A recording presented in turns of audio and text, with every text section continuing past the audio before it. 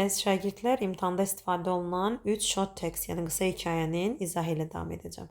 Birinci, ilk öncə diqqət edin, məktubu yazan Mary'dir və Kathleen-ə yazıb. Və tərcüməyə diqqət edək. Hi, Kathleen, how it's going? Salam, necəsən Kathleen?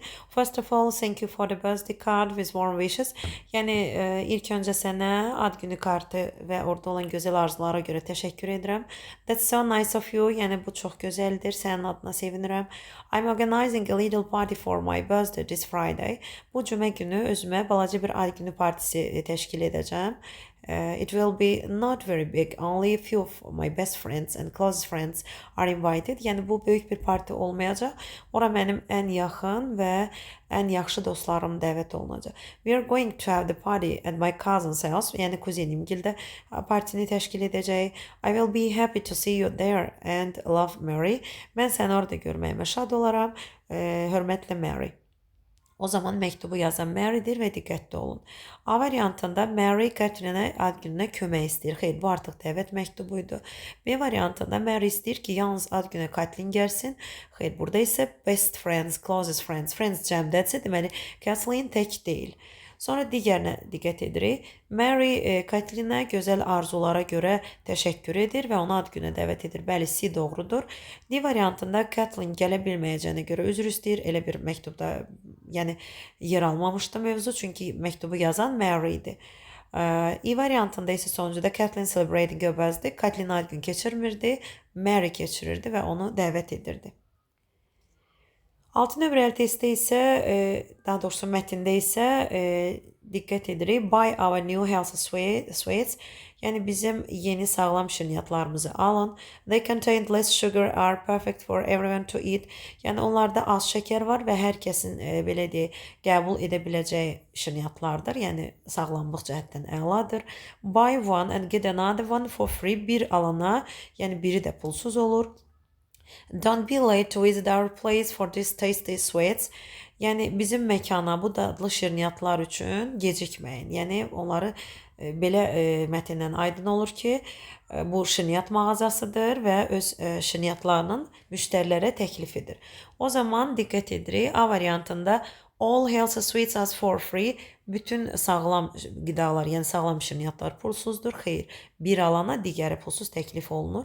B variantında the sweets will be for free if a person visits the place for the second time. Yəni əgər şirniyyatı alan insan birini pulsuz alırsa, daha doğrusu ikinci dəfə məkana gedərsə pulsuz alır. Xeyr, burada belə bir məlumat yox idi. C variantında the second swing becomes cheaper when you one buy. C-də deyir ki, əgər sən şirniyyatı ikinci dəfə alarsan, ikinci dəfə birincidən ucuz olar. Burada ucuz deyildi. Burada free sözü keçirdi. Yəni pulsuz təklif olunurdu. D variantında the sweets in this place are not good for everyone to eat.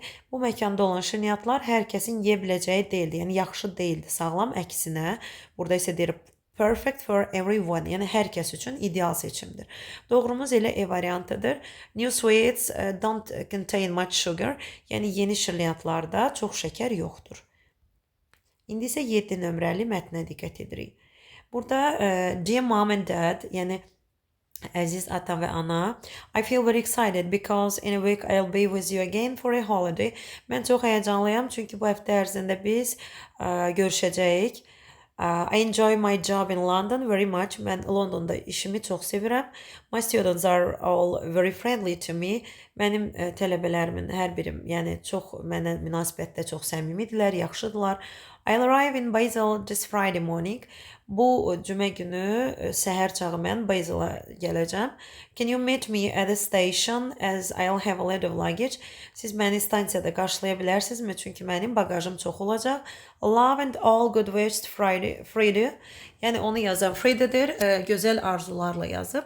O zaman diqqət edirik. A variantında qeyd olunur ki, Frida ailəsi ilə istəyir ailəsi tələbələri ilə görüşsün. Xeyr, burada Frida özü belə deyək, valideynlərini görməyə gedirdi. B variantında Frida will arrive in Basel with her students next week. Gələn həftə tələbələri ilə ora gedəcək. Xeyr, yalnız özü gedirdi mətndə. C variantında Frida's parents are very excited. Frida'nın valideynləri həyəcanlıydı. Xeyr, Frida özü I feel very excited qeyd olunub. Çox həyəcanlıydı. D variantında Freda's parents are leaving for Brazil. Freda'nın valideynləri Braziliyaya gedirdi. Xeyr, bu mətndə göstərir ki, I'll be with you. Yəni mən sizinlə tezliklə görüşəcəm. Ona görə doğrumuz elə sonuncu variantdır. Freda asked her parents to meet her at the station. O ailəsindən xahiş edir ki, onu stansiyada qarşılasınlar. Bəli, bu doğru versiyadır. Çünki burada qeyd olmuşdu ki, çoxlu yük olacaq. Yəni yükü olduğu üçün valideynlərindən onu qarşılamağını xahiş edir.